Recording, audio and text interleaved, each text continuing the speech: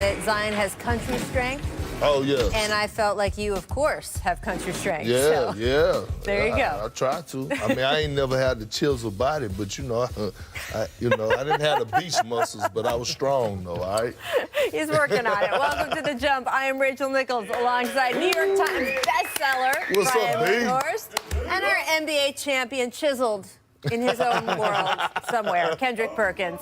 We are less than 24 hours till the NBA trade deadline, and we will have Adrian Wojnarowski popping in shortly to give us all the updates. Also coming up, we will dig further into whether Giannis versus Zion, Volume 1, lived up to the hype. First, though, let's talk about the big trade that went down last night and why, for one team, it was so critical. There is no tomorrow for the Houston Rockets. Well, okay, tomorrow the Rockets play the Lakers here in L.A., but metaphorically, Houston is a team whose championship window is very much right now. James Harden is 30, Russell Westbrook, 31. The two of them will be eating up about 70% of the Rockets' cap space for the next 4 years.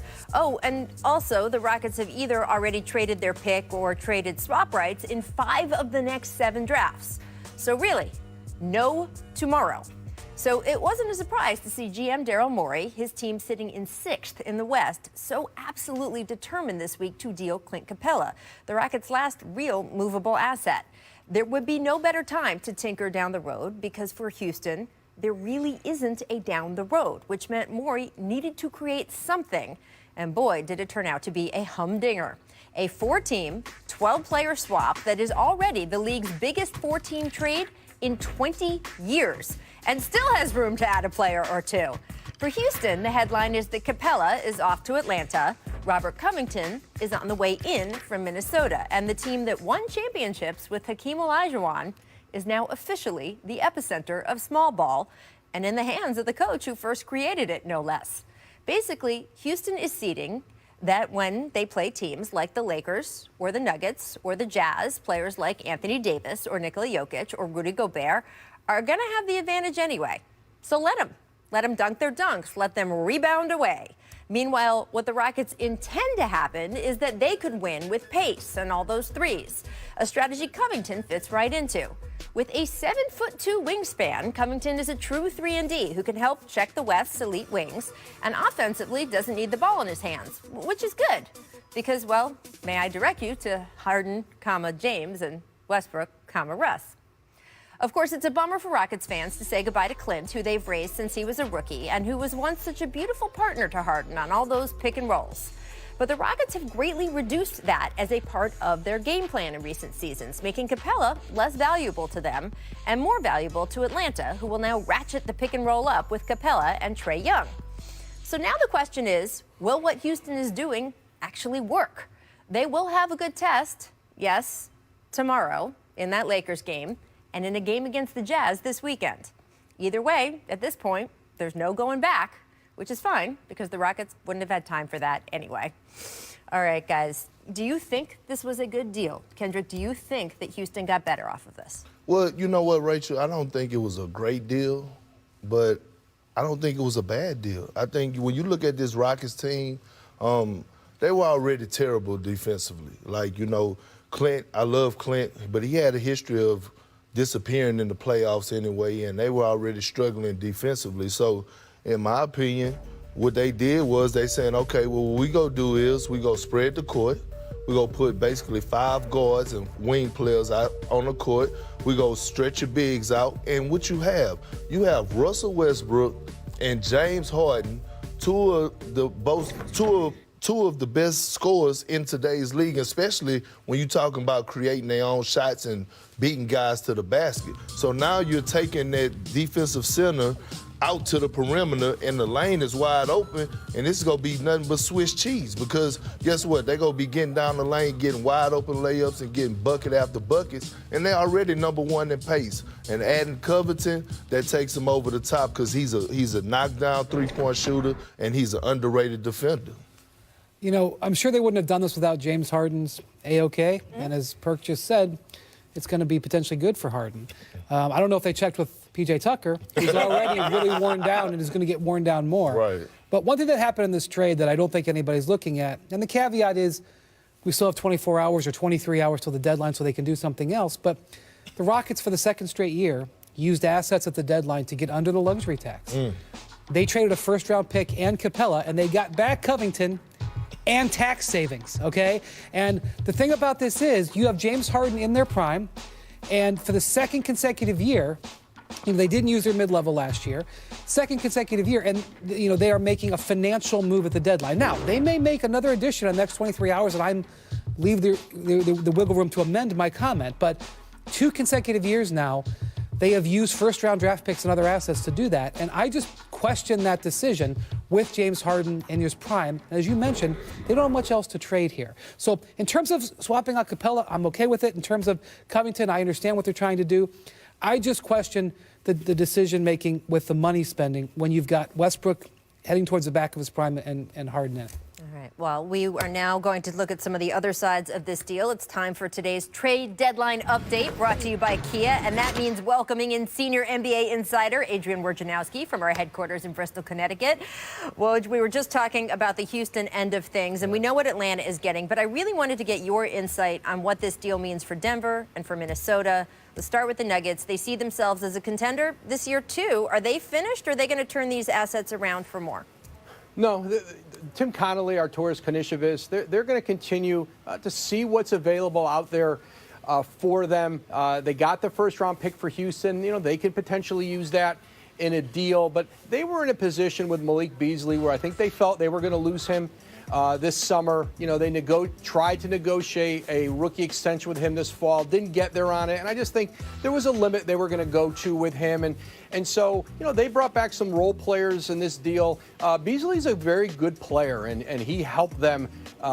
Certainly now there is a bigger role for Michael Porter Jr. They think he is ready to take that on, and certainly they spent the year, hoping to get him further along, developed, and they know he's going to be a huge part of their organization for years to come. And then Minnesota, they got really what was the best of available trade asset in this marketplace. That was from Atlanta. They got that first-round pick from Brooklyn that they have now. And again, they can use it in the draft. They can use it to go out and do some deals. And they see Beasley and Hernan Gomez as good fits long-term. They want to re-sign those 2 players this summer. And you see Gerson Rosas, starting to reshape that roster in Minnesota. D'Angelo Russell has been a target for them in free agency last summer over the last couple days, and they still have a window between now and 3 p.m. Thursday if they wanted to re-engage on Russell. But there was still a pretty significant gulf between the Warriors and Minnesota on any kind of a D'Angelo Russell deal. All right, so that's the Timberwolves and D'Angelo Russell. Yesterday, you were on here talking about this huge shakeup with the New York Knicks, and one of the things you told us on the air was that Steve Mills, just the day before he was let go, he was trying to make a D'Angelo Russell deal. Also, you told us that they are shopping Marcus Morris. Where do things stand now with the Knicks in either the pursuit of Russell or with Morris, with GM Scott Perry now running the phones? Well, it's becoming increasingly likely that Marcus Morris will be elsewhere at the trade deadline. There's a significant marketplace for him. I think both LA teams are competing for him, and there's going to be not just the opportunity to acquire Marcus Morris, but to keep him away from your rival. There's an arms race going on in LA, as you guys well know. That's going to be a part of it. D'Angelo Russell, there's been no traction on any deal with him. Golden State hasn't heard anything from New York that has caught their attention or made them think that there's any traction, any pathway to a deal here. But again, there's still 24 hours or so until the trade deadline. All right, you heard it here first from the man with, I think, just 2 phones still and counting, right? 2 phones, Woj, or have you added one for this trade deadline? 2. 3 would be a little unwieldy. That would be ostentatious. Adrian, thank you so much. We will see you tomorrow. First, though, check out the Woj and Lowe trade deadline special. That is today at 5 o'clock Eastern on ESPN2. All right, guys, you heard me mention the Timberwolves. Woo. This is what Karl Anthony Towns posted on his Instagram after the trade last night. I'll just keep running through these. These are sad faces. These are confused faces. And this was the deal. This is what the Timberwolves gave up. This is what they got. When you're posting that stuff on IG, Brian Windhorst, Are you asking for a trade if you are Karl Anthony Towns? Is that the next step of what we're going to see? Well, that's definitely something that executives in the league are keeping an eye on. This team's lost 12 games in a row. Cat had a tremendous start to the season, but then he got hurt, and the team season's been derailed. And Gerson Rosas, their GM, has come out and said we're not trading him. So I definitely think that's something that coming summer and a year from now, if the Wolves aren't vastly improved, that we could look at. Cat is just in a bad mood right now. He was upset that he didn't get voted to the All-Star game. It's not a good time to be hanging around Cat right now. But I would just say there is still time here to salvage this with him. But it's got to be something that the Wolves have got to have on their radar. I mean, Kendrick, did you see those IG posts? Yeah, I did. Those are sad faces. Yeah, he should be sad at himself. I mean, he haven't won a game since November. And on top of that, have you looked at Cat defensive ratings? He's horrible. He's not guarding the paint. He's not blocking shots. All he cares about is getting his 25 and 13, those fool's goals number. And he talked all that noise, not only to me, but to everybody. Oh, we got the best coach in the world. We got this, that, and the other. We here creating men. We're doing this, we doing that, and all this. No, you can't ask for a trade. You got to stick it out. You wanted my boy Tibbs out of there, they got Tibbs out of there. You wanted Jimmy Butler gone, they got Jimmy Butler gone. And now it's you and Andrew Wiggins, and now it's y'all time, and hey, y'all not performing? No, you got to stick it out like a man. I don't want to hear that from Cats. I don't care about his Instagram posts and his sad faces and all. You need to be disappointed in himself. Well, look, I want to make clear, he has not asked for a trade. I am just wondering if that is the next step. I had to get that off my chest. I get it. Well, look, you were right about the beginning of the season, and his big thing was don't sleep on the Timberwolves, and you, of course, reacted at the time. You were sleeping with the temperature down. What is your temperature now? I quit messing with my temperature. You know why? My light bill was sky high fooling with the Timberwolves. So guess what? I don't even indulge in that behavior anymore. I don't even, I'm sleeping comfortable. Because I had to turn on the box fan, ceiling fan, everything. Light bill was sky high. The real issue here with D'Angelo Russell is that the Warriors don't just want Andrew Wiggins. They want Andrew Wiggins and incentivization. In a potential trade with the Timberwolves. So, yes, we'll send you D'Angelo Russell. You send us Wiggins and potentially multiple picks, including this year's pick, potentially lightly protected or unprotected, which right now is trending towards the top 5. And that is what the big stumbling block is.